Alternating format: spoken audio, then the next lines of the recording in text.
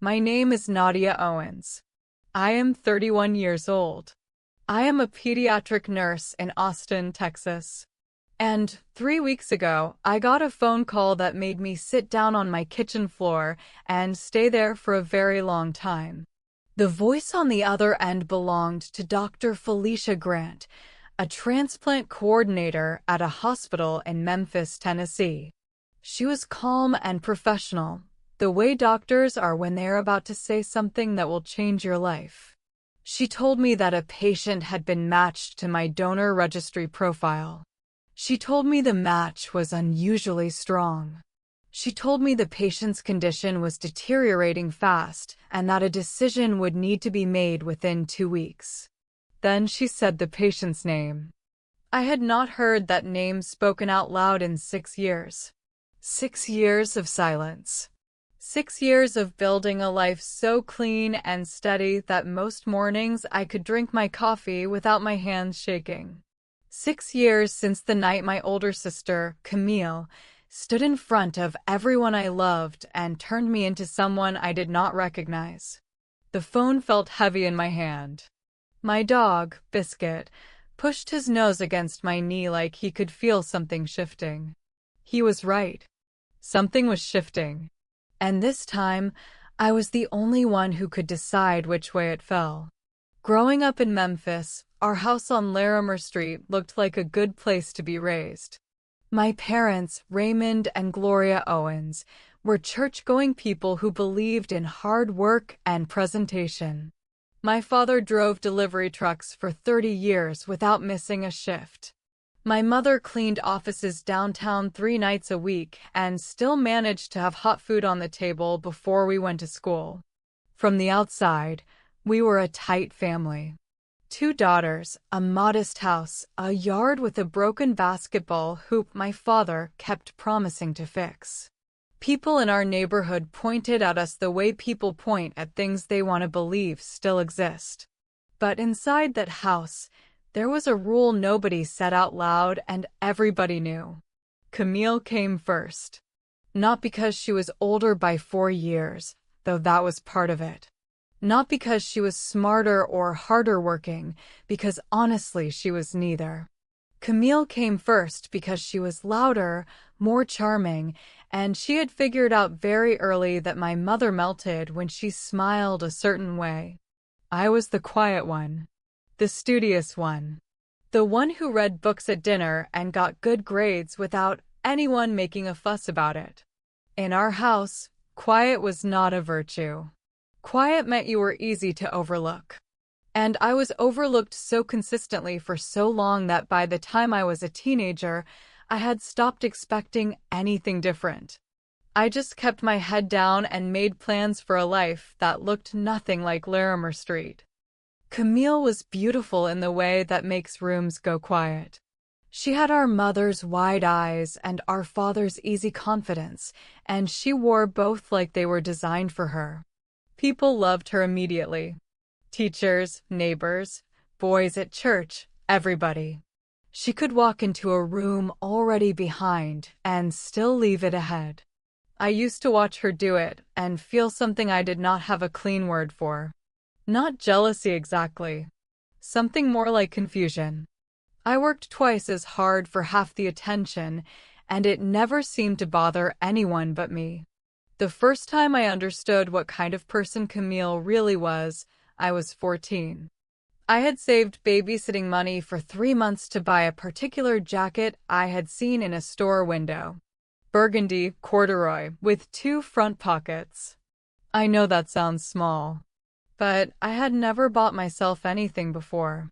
Everything I owned came from discount racks or older cousins. The day I brought that jacket home, Camille held it up and told me it looked cheap. Then she borrowed it the following weekend without asking. She spilled something on it at a party and came home and put it back in my closet without a word. When I confronted her, she laughed and said I was being dramatic. My mother told me to stop causing tension. That was how it worked. Camille acted. I absorbed. The family kept moving. I learned to protect the things that mattered to me by keeping them where Camille could not see them. By the time I left for nursing school at 21, I had quietly built a life inside the one my family had assigned to me. I had good grades, two close friends, and a deep determination to become someone useful. I chose pediatric nursing because I had spent my childhood watching adults fail children in ways that cost nothing to avoid. I wanted to be the adult who noticed, who stayed, who did not look away when something was wrong. I moved into a small apartment near campus with a roommate named Dara, who became one of the best friends I have ever had. For the first time in my life, nobody was comparing me to Camille. Nobody was reminding me of my place. I called home every Sunday out of habit more than love, and those calls were always the same. My mother would tell me what Camille was doing. My father would ask if I needed money. Nobody asked what I was studying or what I wanted or who I was becoming. I stopped expecting them to ask. That became its own kind of freedom. I focused on school. I made good grades. I learned how to start in 4 on a struggling vein, and how to talk to a terrified 5-year-old, and how to hold the kind of stillness that sick children need from the adults around them. I was building something real. I did not know yet that Camille had already started planning how to take it apart. I met Daniel Reeves in my 2nd year of nursing school.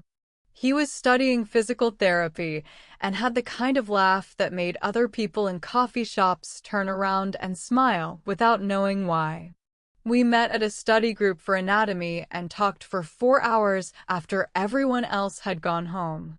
He was from a small town in Georgia, the first in his family to get a graduate degree, and he carried that quietly the way people do when they are proud but do not want to seem like they are performing it. I had never been in a serious relationship before Daniel. I had dated casually, briefly, without much investment. But Daniel was different. He asked questions and waited for the full answer. He remembered things I said weeks later. He brought me soup the first time I got sick and sat on my apartment floor and read to me from a mystery novel he found on my bookshelf. I did not fall in love dramatically. I fell in love the way you fall asleep when you are truly exhausted. Gradually, and then completely. By our 8th month together, I had introduced him to Dara and 2 of my other closest friends. He fit easily into my life. He was kind and steady, and he made me feel like the version of myself I had always been quietly working toward. I brought him home to Memphis the following summer to meet my family. That was the beginning of the end of the life I had built. The weekend I brought Daniel home, Camille was between jobs and living back in my parents' house. She had recently ended a 2-year relationship with a man named Troy and was in that particular mood she got into when her own life was not going the way she wanted. I recognized it immediately. A brightness that was too sharp. A laughter that was too ready. An interest in everything around her that had nothing to do with genuine curiosity. She zeroed in on Daniel within the first hour. Not obviously. Camille was never obvious. She asked him thoughtful questions. She made him feel included. She complimented the way he talked about his work. My mother watched all of this and smiled the way she always smiled when Camille was performing, like she was watching a flower open. I sat across the dinner table and felt that old familiar cold settle into my chest. The feeling that told me something was happening that I was not going to be able to stop simply by being present.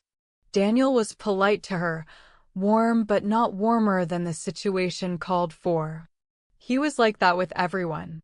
It was one of the things I loved about him. But Camille took warmth as an invitation. She always had. That weekend passed without obvious incident.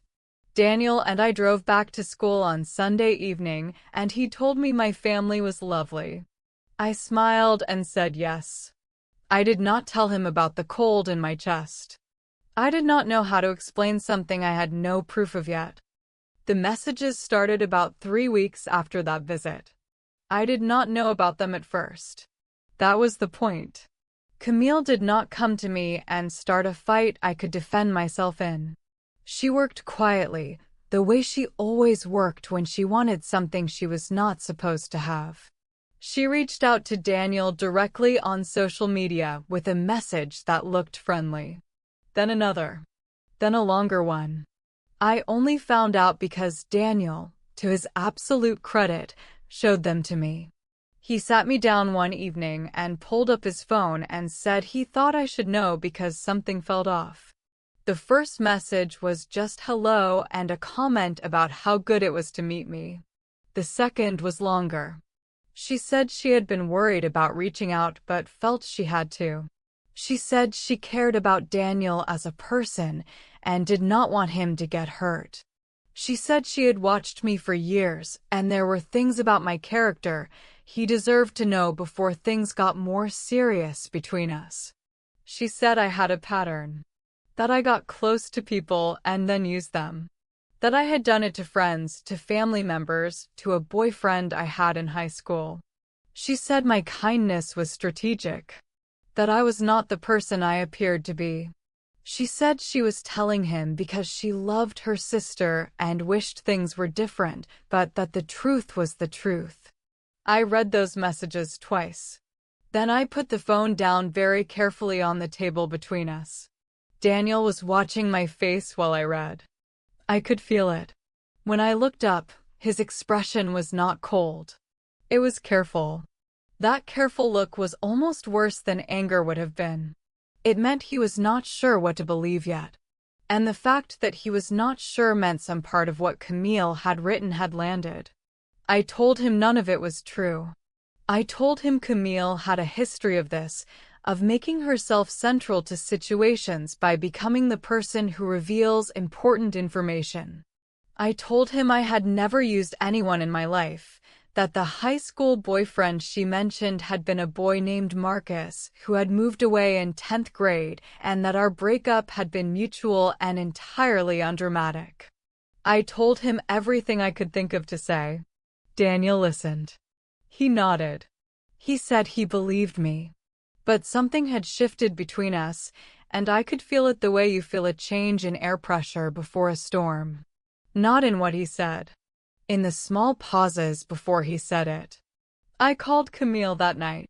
She answered on the second ring, which told me she had been expecting the call. I asked her why she had done it. She said she was protecting him. Her voice was so calm it made my skin crawl. I told her she had no right. She said somebody had to tell the truth about me since I never would. Then she hung up. I told my mother what Camille had done. That was my first mistake, and somewhere inside myself I already knew it would be. My mother listened to me with the expression she always wore when she was waiting for me to finish, so she could explain why Camille had a point. She said Camille loved me and was probably just worried. She said Daniel seemed like a serious man and Camille probably did not want me to rush into something I was not ready for. She said I had always been sensitive about Camille, and maybe this was worth examining. I stood in my mother's kitchen listening to this, and felt something I had not felt since childhood. That specific exhaustion of being the child who has to prove their wound is real while the person who caused it stands nearby looking concerned. I drove back to school 2 days later with the conversation unresolved and a feeling in my body like something important had been quietly removed. Daniel and I kept going for another 4 months. He tried. I tried. But Camille had planted something that neither of us could fully dig out. The questions she had put in his mind did not disappear because I answered them once. They came back in quieter moments.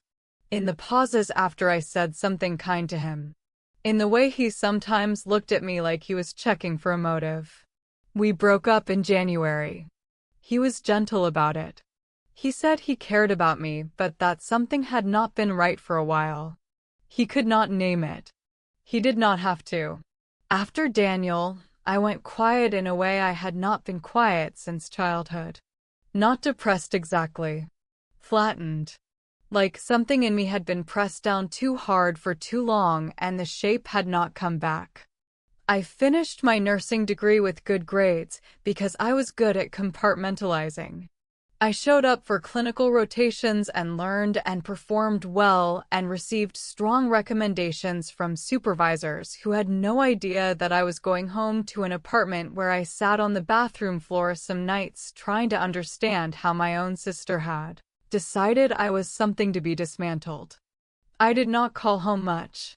When I did, Camille was never mentioned, which somehow felt worse than if she had been. My father asked once, carefully, if Daniel and I had broken up. I said yes. He said he was sorry. He did not ask why. I graduated in May, accepted a position at a children's hospital in Austin, and started packing my apartment the same week. Dara helped me load boxes into a rented van and asked me what I was feeling. I told her I was feeling like someone who had finally decided to stop waiting for an apology that was never going to come. She nodded like she understood. She probably did. Some betrayals are not loud enough to explain to people who have not felt them. You just carry them until they become part of your posture, and then slowly, if you are lucky, you learn to stand straight again. Austin was a new start in every sense I needed it to be. New city, new hospital, new apartment with a balcony that faced east so the morning light came in first thing. I adopted Biscuit from a rescue shelter 3 months after moving in. He was a small mixed breed with enormous ears and the serious expression of a dog who had seen things. I understood him immediately. Work was hard and meaningful in equal measure. Pediatric nursing is not a job for people who need distance from feeling. Children are honest in ways adults have forgotten how to be, and being trusted by a sick child is one of the most humbling things I have ever experienced. I poured myself into it. I joined a running group, made 2 friends at the hospital named Priya and Sola, and slowly began building the kind of life that felt like it belonged to me and not to the version of me that had been described in Camille's messages. I did not date for a long time. When I eventually did, I was careful in a way I had not been careful before. Careful about what I shared and when, careful about the way I watched for signs of doubt in someone's eyes. Camille had taught me that my character could be rewritten by someone who knew the right people to tell the story to. That knowledge does not leave you. It just gets quieter with time, like a scar that fades but never fully disappears. I signed up for the National Bone Marrow Donor Registry 2 years after moving to Austin. A child on my ward named Marcus, 6 years old with the widest gap between his front teeth I had ever seen, needed a bone marrow transplant and was struggling to find a match. I watched his parents sit beside his bed day after day doing the brave work of loving someone you are terrified of losing. It moved me so deeply that I registered the same week. Marcus eventually found his match through a donor in another state. He went home 4 months later with a small stuffed bear he had named Dr. Biscuit after he met my actual dog during a family visit. I cried in the supply closet after his discharge. I am not embarrassed about that. When the transplant coordinator called me 3 years after I registered, I had not thought about that registry card in a long time. It had become one of those quiet decisions you make and then store in the back of your mind where the things you are proud of live. I was cooking dinner when my phone rang. I answered it between stirring pasta and checking the time. Within 2 minutes, I was sitting on the kitchen floor with Biscuit's nose on my knee, hearing the name I had spent 6 years learning to live without. Camille Owens. My sister. My match. The coordinator explained everything in the careful language of someone who has had this conversation before. Camille had been diagnosed 14 months ago with a rare blood disorder that had progressed to a point where a bone marrow transplant was her strongest option for survival.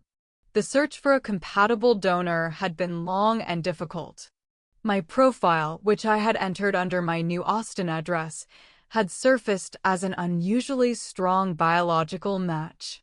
The coordinator stressed that the decision was entirely mine. She said I would need to come in for further testing, that the procedure carried minimal but real risk to me as the donor, and that the timeline was pressing. She gave me a number to call with questions and told me to take whatever time I needed within the 2-week window. I sat on that kitchen floor for 20 minutes after I hung up. I was not crying. I was doing something harder than crying.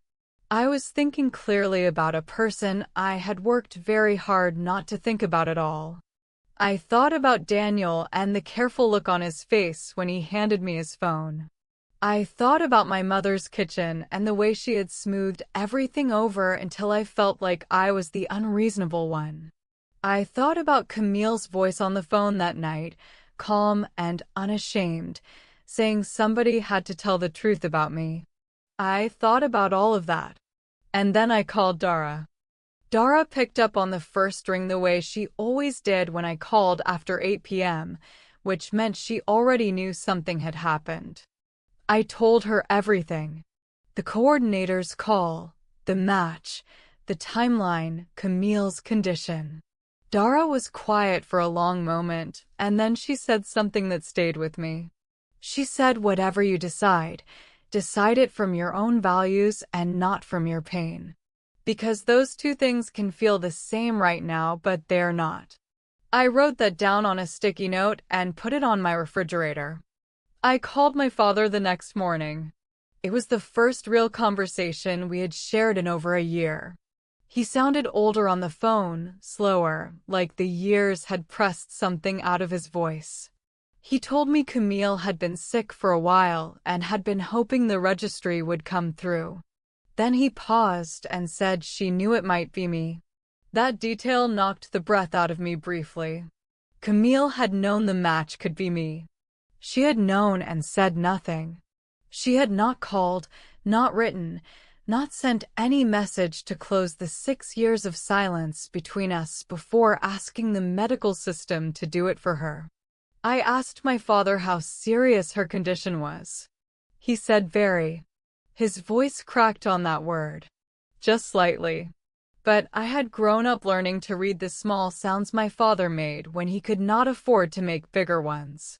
That crack told me everything. I requested Camille's medical summary through the coordinator, which I had every right to do as a potential donor. I needed to understand what I was being asked to step into. The documents were clinical and exact in the way medical language always is. They described her condition in terms of cell counts and disease progression and survival probability windows. Without a transplant, the 3 to 5 year prognosis was poor. With a well-matched donor and successful engraftment, the outlook changed significantly. She was 35 years old. The same age our mother had been when she was running a household and raising 2 daughters and cleaning offices at night. I sat with those documents for a long time. I thought about the burgundy jacket with the corduroy pockets. I thought about the dinner table and the wide smile and the room going quiet when she walked in. I thought about how much of my life had been shaped by managing the space Camille occupied. And I thought about something I had told a parent once on my ward, a father who was torn about an impossible decision involving his child. I had told him that the choices that define us are rarely the easy ones. They are the ones where we have every justification to walk away but choose to look anyway. I had meant it when I said it. The question now was whether I meant it for myself. I did not make a quick decision. I want to be clear about that. I took all 12 of the remaining days in that window. I ran every morning and thought about it on the trail, Biscuit's leash in one hand and my own questions in the other.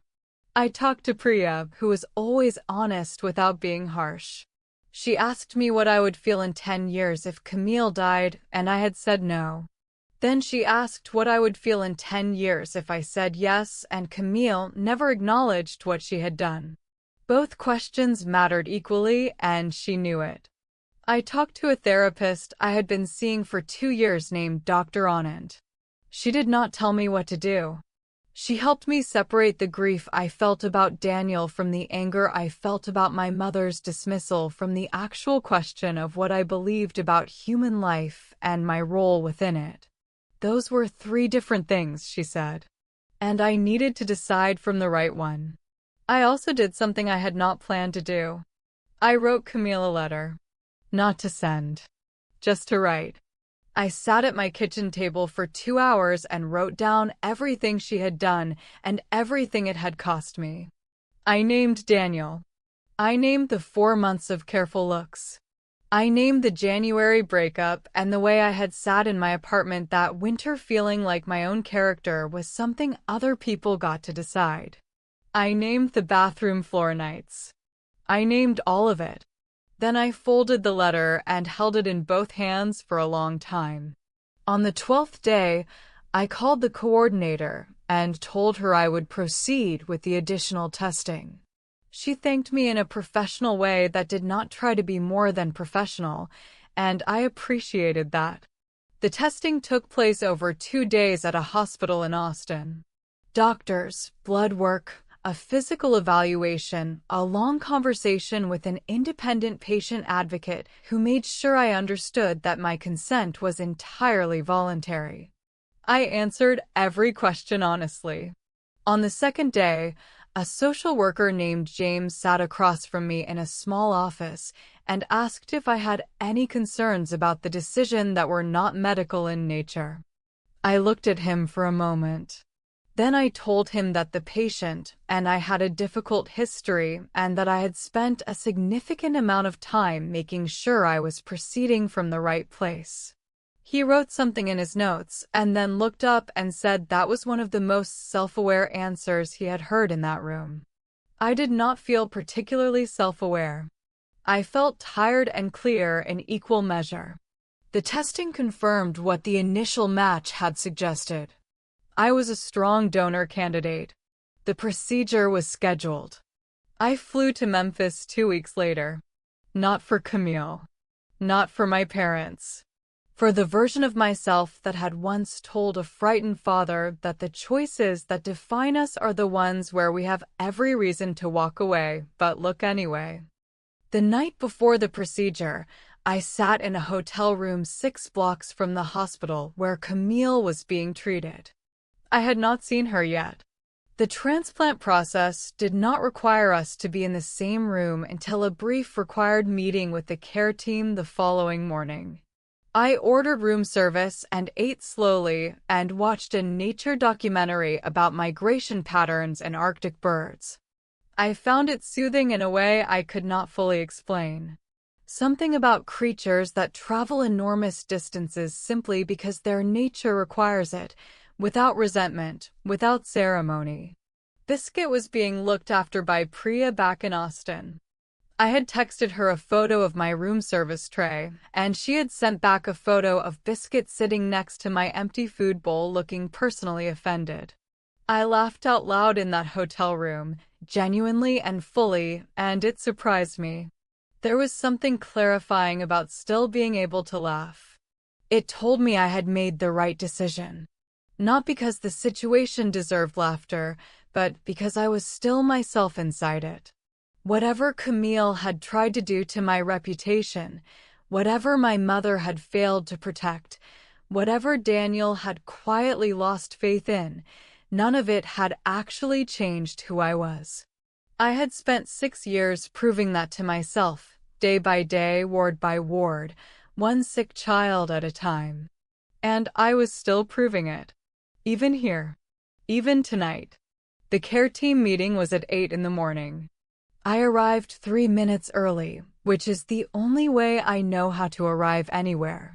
Camille was already in the room when I walked in, seated in a wheelchair because her mobility had decreased in recent months.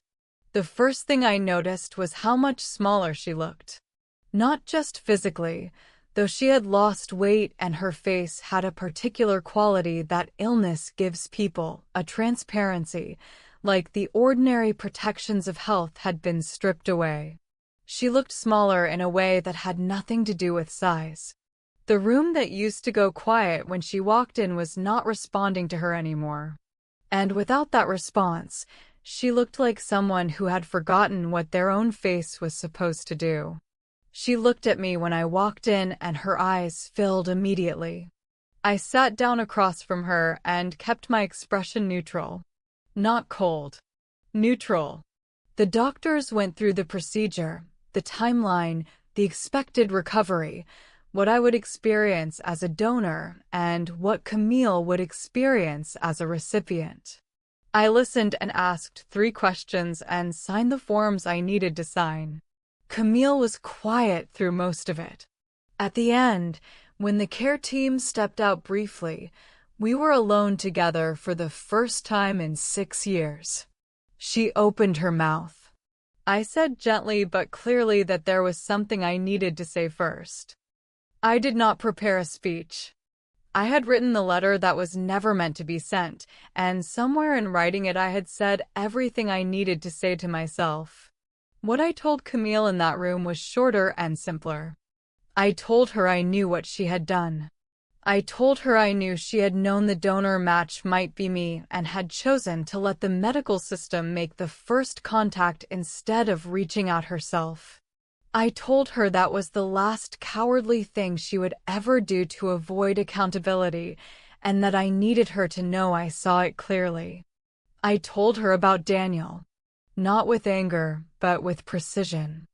I told her what those messages had cost me.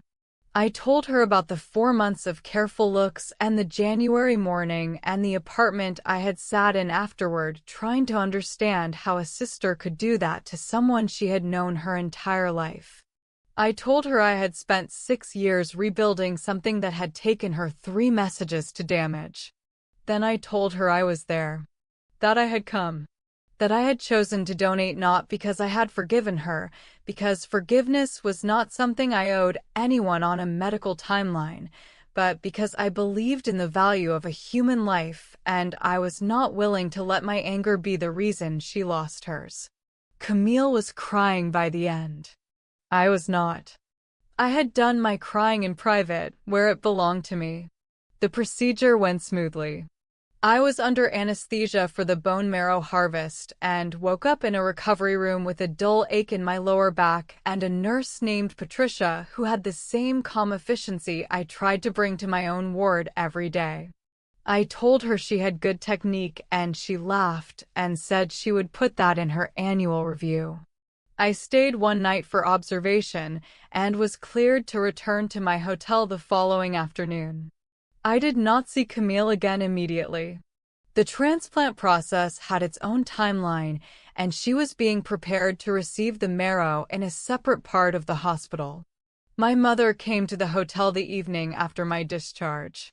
She knocked on the door, and I let her in because she was my mother, and I had not stopped loving her even when she had failed me. She sat on the edge of the bed and looked at her hands for a while before she spoke.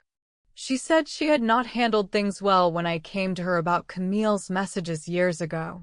She said she had always found it easier to smooth things over than to hold Camille accountable, and she understood now what that had cost me. She did not say it perfectly. She stumbled over some of it and repeated herself once. But it was real in a way her kitchen conversation had not been real. I listened to the whole thing without interrupting. Then I said thank you.